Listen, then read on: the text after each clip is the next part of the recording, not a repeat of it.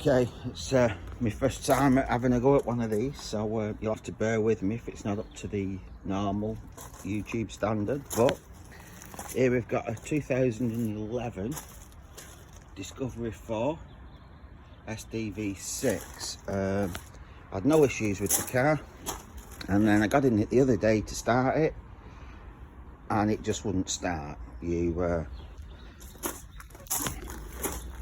sit in the driver's seat,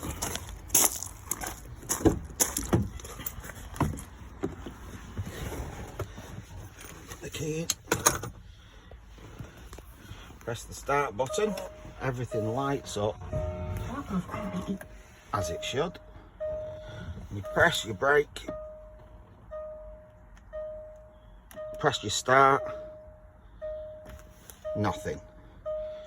So I've spent a week searching through, and hopefully I can help you if you've got the same situation.